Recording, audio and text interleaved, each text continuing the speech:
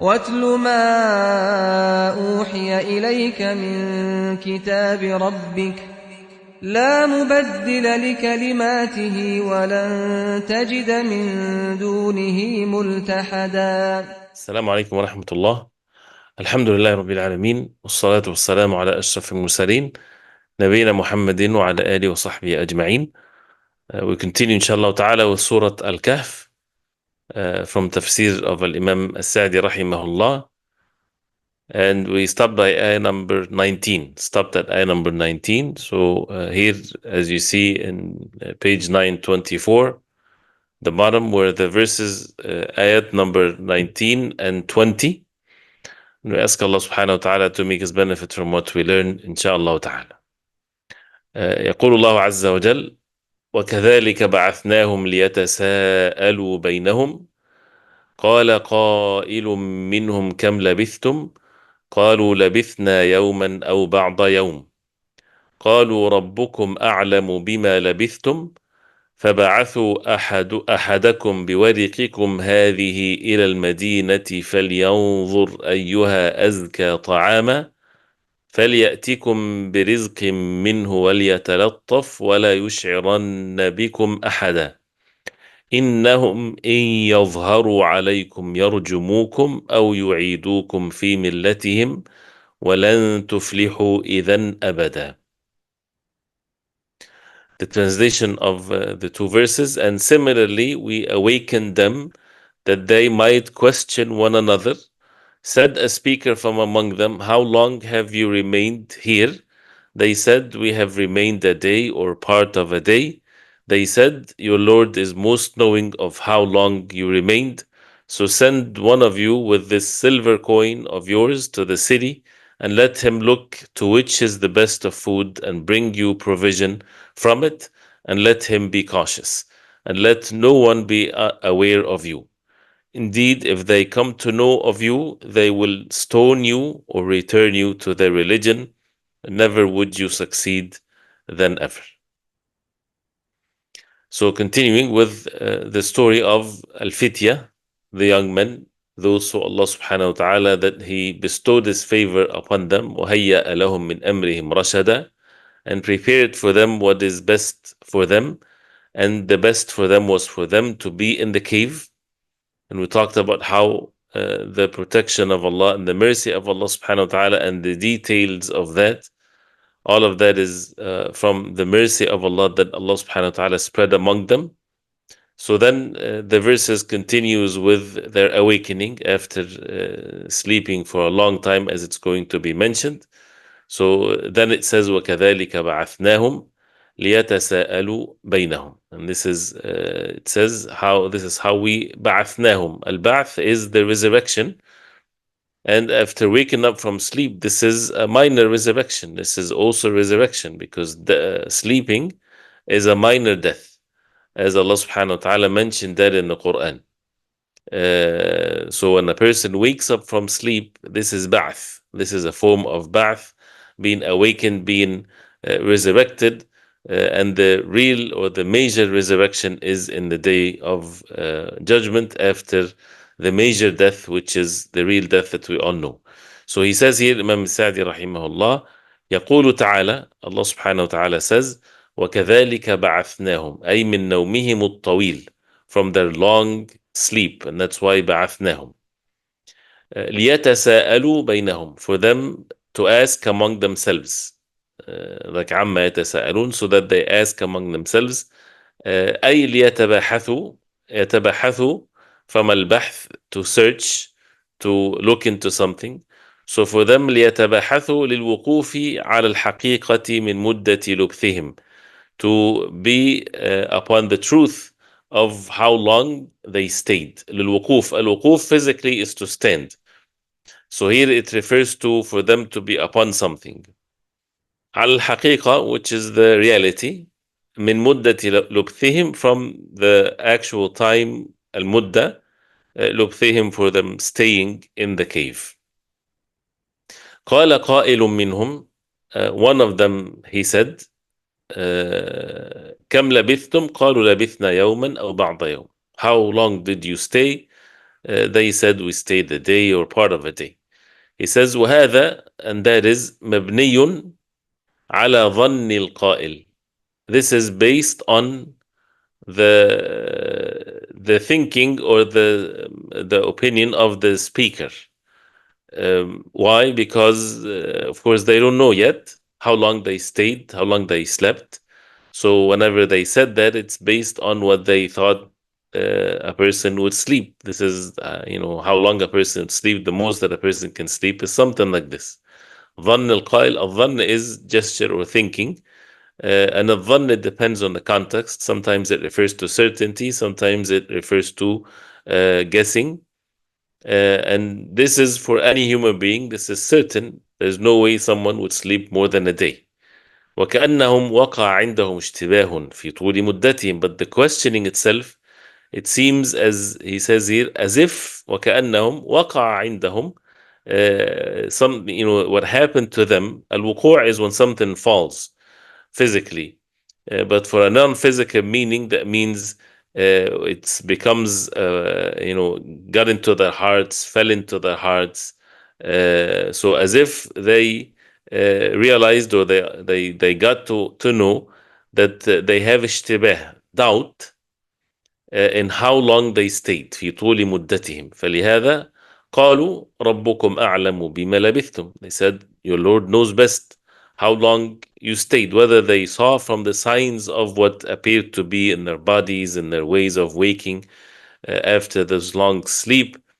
So, of course, it's not going to be the same. It doesn't seem to be the same. So, this is basically they had this اشتباه or تردد. So then, this is here when they referred the matter to Allah. He says, فردوا العلم إلى المحيط علمه بكل شيء جملة وتفصيلا.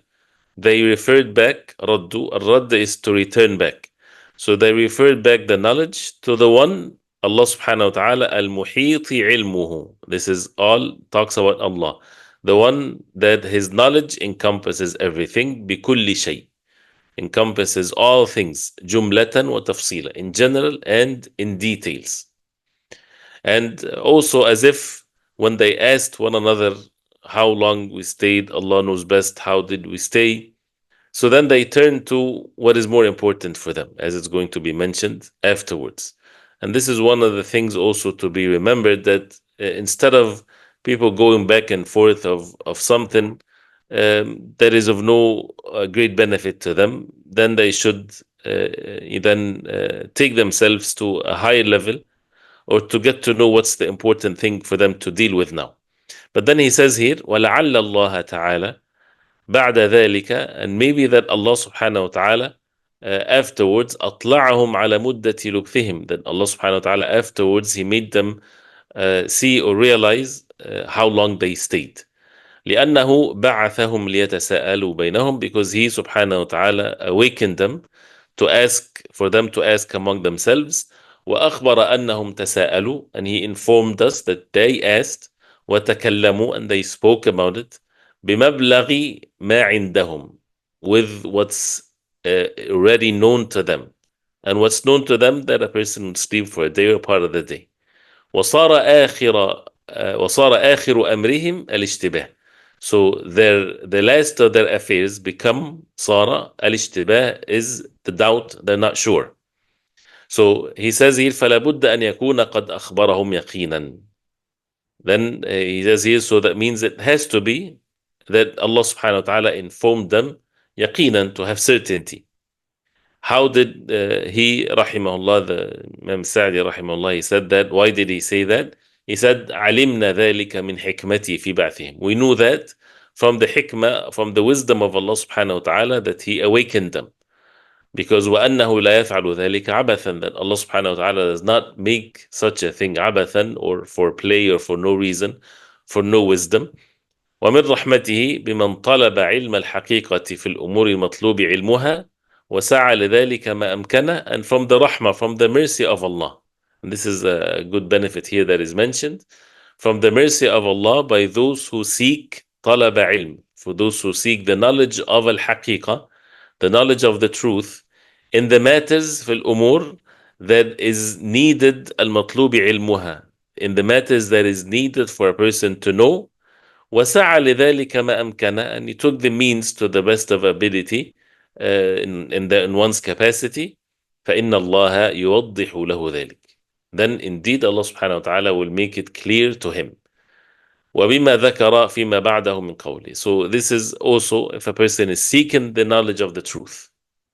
Someone is truthful, he wants to know the truth, and he take the means, and that truth is something that is needed for the person to know. Allah subhanahu wa ta'ala make it clear for them by the will of Allah subhanahu wa ta'ala. He says, وَبِمَا ذَكَرَ فِيمَا بَعْدَهُ مِنْ قَوْلِ, and also because of what Allah subhanahu wa ta'ala mentioned right after this, when he says, the next verses, وَكَذَلِكَ أَعْثَرْنَا عَلَيْهِمْ لِيَعْلَمُوا أَنَّ وَعْدَ اللَّهِ حَقٌّ, which means this is also the same, or similarly, we cause them to be found. So that the promise of Allah subhanahu wa ta'ala is the truth, and of course it became well known to the people of how long they stayed. So he says وأن الساعة لا ريب فيها, and the hour there's no doubt about it whatsoever. فلولا أنه حصل العلم بحالهم, if it wasn't that the knowledge of the affairs become well established and people get to know about this miraculous thing, لم يكونوا دليلا على ما ذكر, then they would have not been an evidence of what has been mentioned. So ثم إنهم لما تساءلوا بينهم, so when they asked one another about this matter, وجرى منهم ما أخبر الله به, and جرى منهم, came across them or happened among them what Allah subhanahu wa ta'ala informed, then أرسلوا أحدهم بورقهم, they sent one of them, أحدهم بورقهم. الورق is silver. الورق is silver. And he says here أي بالدراهم التي كانت معهم, with the dirhams that is with them. The word dirham is silver and the word dinar is gold. Usually in the past the dirham used to be made from silver and the dinar is made of gold. So anyway, it's with the money that they had. ليشتري لهم طعاما يأكلونه من المدينة, for him they send one of them to buy food for them. They eat from al-Madinah, from the city التي خرجوا منها, that they came out from. وأمروه أن يتخير من الطعام أزكى, and they told them to choose the best of the food. أيها أزكى طعاما, don't just get any food, just get something that is زكي, that means it's good, it's the best. أي أطيبه وألذه, the best of it and the most tasty of it. وأن يتلطف في ذهابه وشرائه وإيابه, أن يتلطف, وليتلطف ولا يشعرن بكم أحدا. التلطف is to be subtle, not to make too much noise, not to show your identity in his going and buying and returning. وأن يختفي في ذلك, and to hide himself. And التلطف, as we know that one of the names of Allah subhanahu wa ta'ala, that al-Latif, that the most subtle, that means he make the khair and the goodness reach his slaves without them knowing that it's going to happen to them. ويخفي حال إخوانه, and to hide himself, to conceal his affair and also the affairs of his brothers. ولا يشعرن بكم أحدا, and for no one to get to know anything about you. So this is then he says وذكروا المحذور من اطلاع غيرهم عليهم, and they mentioned al-mahdur is what's to be warned against from people getting to know about them. Al-ittila' is when you look from above, and al-ittila' is when you get to know the affairs of someone that has been hidden. وظهورهم عليهم, and then they become apparently knowing the affairs. أنهم بين أمرين, that they are between two choices if people get to know who they are or to discover them. إما الرجم بالحجارة, either they will stone them with the stones, فيقتلونهم, therefore they would kill them, أشنع قتلة, the most horrible type of killing, لحنقهم عليهم, because they're so angry against them. الحنق is شدة الغضب, is the intense anger that a person wants to do anything that they can to destroy their opponent. وعلى دينهم, and how they were angry against their religion. So this is one possibility.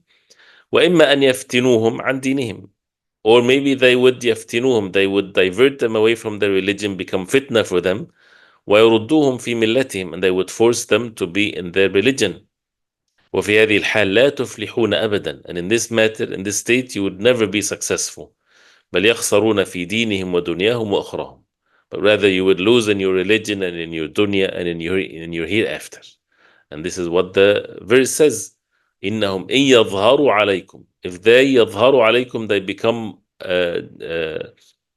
superior over you, they become in charge of you, and they are evil people. They, as we know, that the level of evil that their people were upon made them go to a cave, not to any other choice but to go to a cave. So we can imagine what these people wanted to do to them, and how it can reach that state of evil, that the human beings can reach a state of evil, that they want to kill and they want to shed blood and do all kinds of evil and torture, not for any reason but for someone that changed their religion, for someone that they followed the truth. يرجموكم أو يعيدوكم في ملتهم, or they would return you back to their religion. ولن تفلحوا, if that happens, أبدا. So therefore he says وقد دلت هاتان الآيتان على عدة فوائد. He mentioned some of the fawaid, some of the benefits from these two verses. منها, one of which, الحث على العلم, the encouragement to be upon العلم and knowledge, وعلى المباحثة فيه, and to make mubahatha, to research the matter, to go back and forth.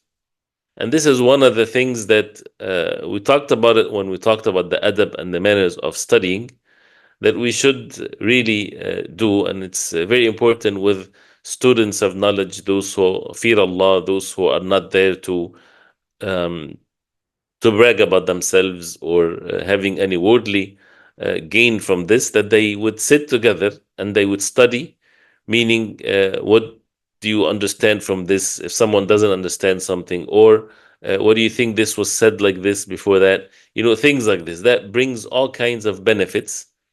Even if they're going back and forth with statements that are not true, or they're making mistakes, it would lead them, inshallah ta'ala, to what is right. And of course, asking the people of knowledge. And there's no harm in this. It's not about speaking in the religion without knowledge, because as we know, if someone says something about the deen without knowledge, this is a major sin. So, but al-mubahatha is different.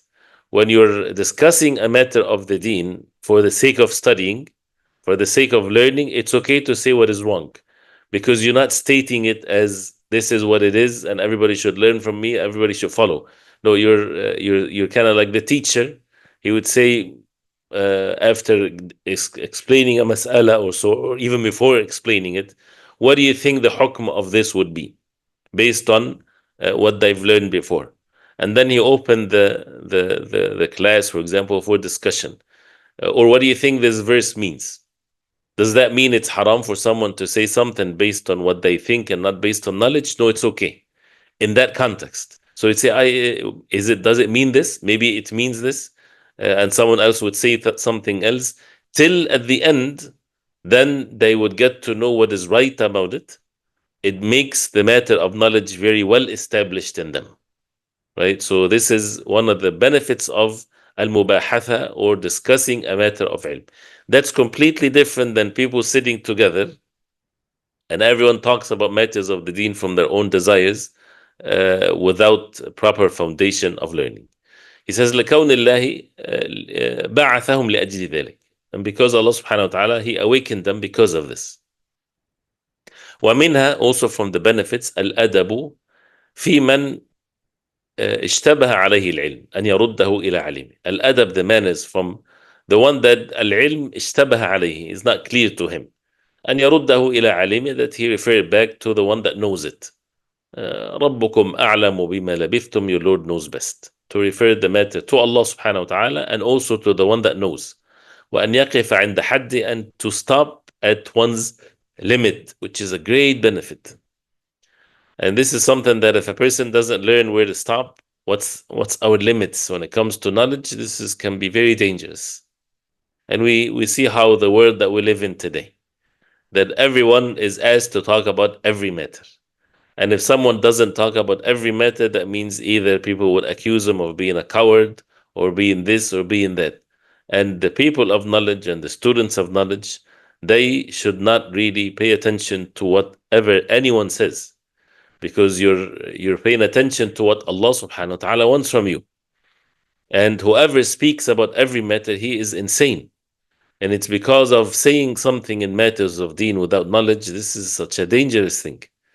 And sometimes a person might know a hukm, a ruling, but he doesn't know how to apply it. Or some of the ulama already are the ones to be referred to in this matter. Why should he? A person should stop where his limits are. So if someone already, there's ulama, already there is hayat, there are institutions that would give the verdicts and fatwas and so on. So why would even someone that has the knowledge would get himself into this? Refer it to those who are in charge of this. And this is where the person then to be busy with something else. So أن يقف عند حده. And if someone that Allah subhanahu wa ta'ala bestowed his favor upon him in something of knowledge, then stay in it. There's no need for the person to then, because he knows something, that means he has to know everything. So it's a detailed subject, but this is from the manners of ilm. ومنها صحة الوكالة في البيع والشراء. The صحة or the validity of al-wikala. Al-wikala is to act on behalf of someone in proxy. في البيع والشراء. It's a chapter in fiqh, of course, in transactions, where you have someone to act on your behalf and the rulings that applies as a result of that. وصحة الشركة في ذلك, also the validity of a sharika or the partnership in this matter, because they sent only one and that one is acting on their behalf, and they told him what they want and they told him to choose the best food there is. So whatever he purchased for himself and for them, and his purchase for them is valid as if they are the ones that purchased it, because what if they don't like it if he returns it? Then it's too late for them, or because he acted upon as if on their behalf. The seller, if they return to the seller, says, we didn't purchase this from you, it was so and so. The seller, this is not his business. You already appointed him to purchase on your behalf. So that, and many rulings like this, especially with returning things and so on. Also from the benefits, جواز أكل الطيبات, the permissibility of eating what is good, what is pure, والمطاعم اللذيذة, and tasty food and things that taste good. إذا لم تخرج إلى حد الإسراف المنهي عنه, as long as it does not take the person out from the limit of al-israf, the excessiveness that we have been forbidden from. So there's always, for everything, there are limits. So can a person eat nice food with good taste and everything? Of course. This is, even as you see from the verse, they asked him. And they're pious people and they're doing what Allah subhanahu wa ta'ala is pleased with. They didn't say, well, we have zuhd, just get us anything. Just get anything to keep us alive. They have money. And they said, أيها أزكى طعاما, give us, find something, the best of the food that you would find. But is there a limit to this? Yes. If it takes a person to the excessiveness or to sins or to wasting time or to be miserable if he doesn't find the most tastier food and things like this. لقوله فلينظر أيها أزكى طعاما فليأتكم برزق منه. He says وخصوصا إذا كان الإنسان لا يلائمه إلا ذلك. This is another point here, especially, but this is a tricky one. He says especially if that human being only this type of food would fits him. لا يلائمه. الملائمة is when something fits a person. Why? He says ولعل هذا عمدة كثير من المفسرين. Maybe this is where many of the mufassirin they established their opinion in this matter. بأن هؤلاء أولاد ملوك. They were the sons of kings. So they used to luxurious life. They used to good food and things like this. لكونهم أمروه بأزكى الأطعمة. They took from their statement أيوة أزكى طعاما, they said that because maybe they took that as an opinion where they said these fitya, they were rich individuals, because they asked such a thing. Only the rich ones would say something like that, because أزكى طعاما from the market التي جرت عادة الأغنياء الكبار بتناولها, which is the norm of those who are rich. They would they would benefit or they ask for. So that's why some of the mufassirin, they said that they were rich because of this. And also, as you see, a person can be deceived. He says, this is what fits me. This is how perfectly I live my life, so I should not change. Sure, if you have the means and it does not take over something else or prevents the person from something. I'm not just give an extreme example. A person, for example, would say, I'm not going to go for Hajj. Why? Because the food that we get when we're traveling is not the best food. Then you know that there's something wrong here. Or that prevents the person from being at ease, to be away from at-takalluf. And the way of the Prophet ﷺ is the best. If good food is present, he eats. If whatever is only present is bread, he would eat. If a person is hungry, eat whatever is made easy for you, not for a person to starve himself because of the lack of the food that he like, which is we are when we witness a state where if a person doesn't find something that he enjoy eating, he would not eat. That's a problem. But that's why he says jawazu akli tayyibat. It's permissible to eat what is good, but not to spoil oneself. ومنها, also from these benefits, الحث على التحرز والاستخفاء, to be encouraged to التحرز. التحرز from التحصن is to protect yourself. والاستخفاء, and to hide oneself. والبعد, and to be away. عن مواقع الفتن, to be away from the places of الفتن, trials, في الدين, in matters of deen. واستعمال الكتمان, and to use الكتمان, which is concealing, hiding, في ذلك على الإنسان وعلى إخوانه في الدين, for oneself and for his brothers in matters of deen. And as we heard, so that they don't harm themselves and they don't harm their religion, which is always the case when it comes to matters of fitan, to stay away from it. ومنها شدة رغبة هؤلاء الفتية, also from the benefits, the شدة, that intense zeal, رغبة, of these young men في الدين, in their religion. وفرارهم من كل فتنة, and they're fleeing from every fitna in their deen. وتركهم أوطانهم في الله, and how they left their awtan, their countries, their people, their places of enjoyment and contentment and everything. They left all of that for the sake of Allah, which shows that the deen comes first. And that's why, is it permissible for a person to be in that place or this place or to do anything? It's all about the deen, not the benefit of the dunya. And this is the test from Allah subhanahu wa ta'ala. Some people, their moves, their decisions, their traveling, all of these types of things is based on the worldly benefit. There's nothing wrong with seeking worldly benefit. But is it going to affect your deen? Is it going to be, to the best of your ability, something that can harm your religion? Then this is where the test, whoever puts forward the religion versus those who put forward their own personal desires. And the believers, of course, they put first and foremost is the deen of Allah. And this is what this fitna that is mentioned in the surah, where the surah teaches us how to protect ourselves from the fitan. The last benefit he mentions here, وَمِنْهَا ذِكْرُ مَا اشْتَمَلَ عَلَيْهِ الشَّرُّ. What's mentioned here and included of the evil, من المضار والمفاسد الداعية لبغض وتركه. What's mentioned here about evil, from the harm and the corruption that الداعية, that makes the person, calls the people, calls oneself to hate it and to leave it and to turn away from it. وأن هذه الطريقة هي طريقة المؤمنين المتقدمين والمتأخرين. And this طريقة, this way, is the way of the believers, the first and the last. Why? Because they said وَلَن تُفْلِحُوا إِذًا أَبَدًا.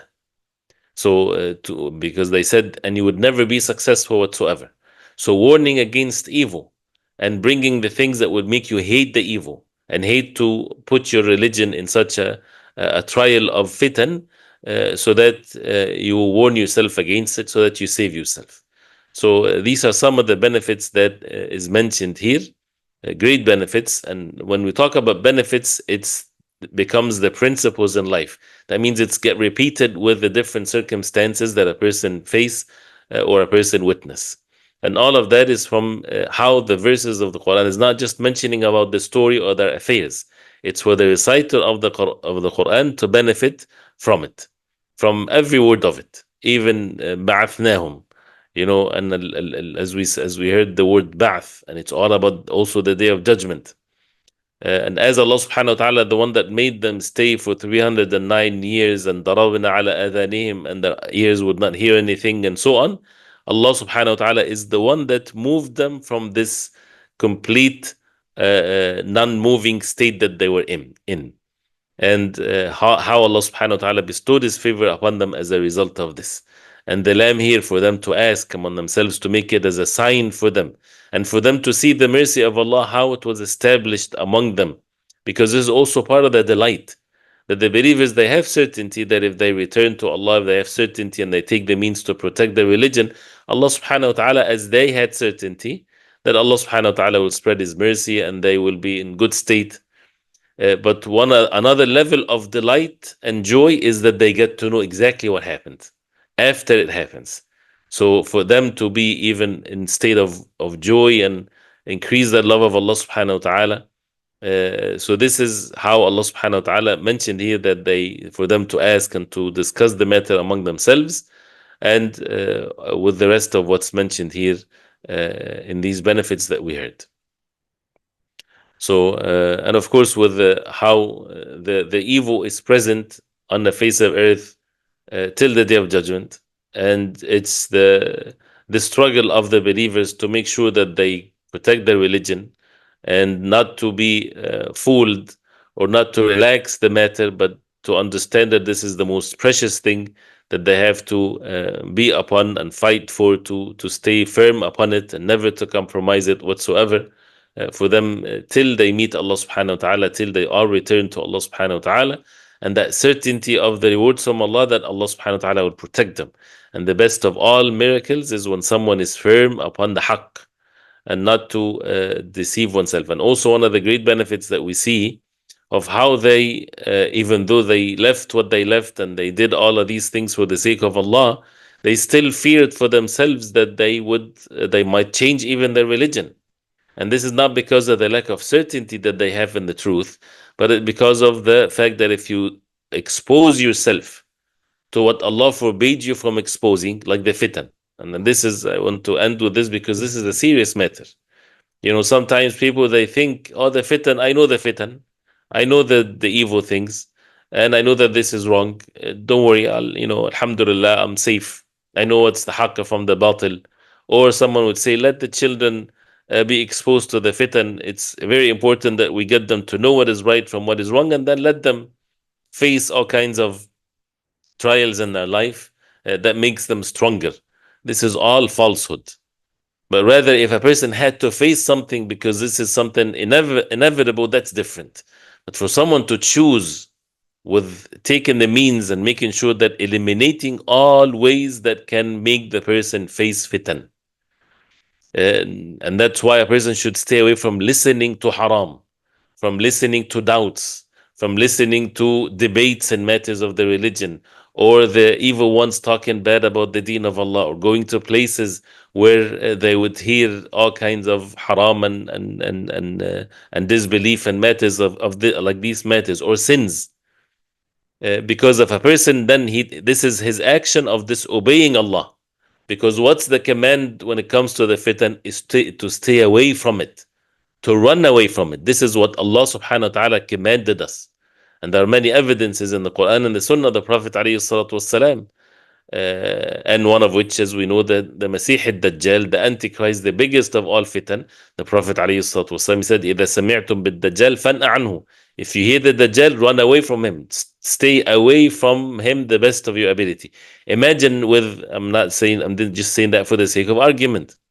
Not for that this might happen like this, because matters of signs of the hour, it's not for us to discuss it, how is it going to happen, or this is just based on the evidences. But if in the situations that we have now, if someone claims or said, oh, the Dajjal is out and he has something on the social media, how many of the believers, how many of the Muslims will go check it out? And they want to see how he looks. I'm just saying like this. When the command of the Prophet ﷺ is what? إِذَا سَمِعْت, if you hear about the Dajjal, فَانْأَ عَنْهُ, that means you're completely staying away from.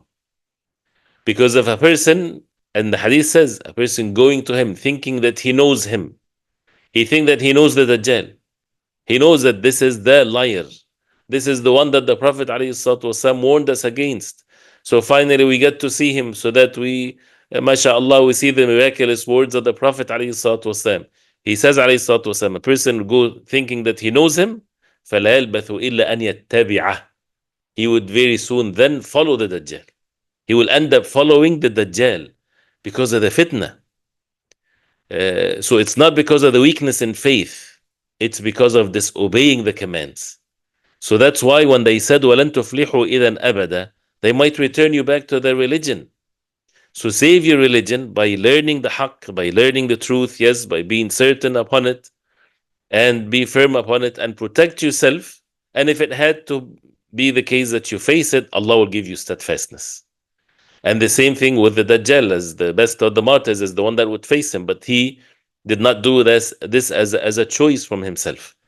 So this is a very serious matter, and you would see that many people ask Allah subhanahu wa ta'ala to keep us firm upon the deen, is when they don't allow themselves to have a limit, then they can end up being wal'adhu billah upon evil. And Iblis, he knows this. Shaitan knows this. And therefore he works with his helpers upon this matter. And they are victorious. The people of evil, they are victorious if they get you to be in their circle. Even if you stay upon your deen. But they get you to the first step of your deviation. Then why? Because they are victorious, because they allow you to hear the evil. They're successful in making you hear the evil. And they're successful of making those who follow you hear the evil. And this is something that they gain so much. And Iblis is working. And all of that is because of a person allowed himself to face the fitan when we are commanded to stay away from it. So we ask Allah subhanahu wa ta'ala to give us the proper understanding of things, and inshallah maybe this is something that needs to be discussed in more details, but this is how we learn from the Quran, and this is how the Quran should affect us, and how to change our life and the way that we conduct ourselves. Okay, we'll stop here inshallah. Sallallahu alaihi wa sallam, Muhammad wa sahbihi wa sallam.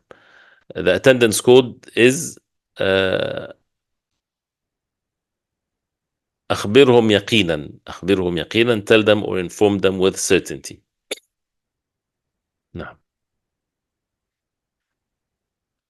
طيب, we'll stop here inshallah, and we continue next time, and we ask Allah subhanahu wa ta'ala to make us benefit from what we heard. وصلى الله وسلم وبارك على محمد وعلى آله وصحبه وسلم. والسلام عليكم ورحمة الله وبركاته.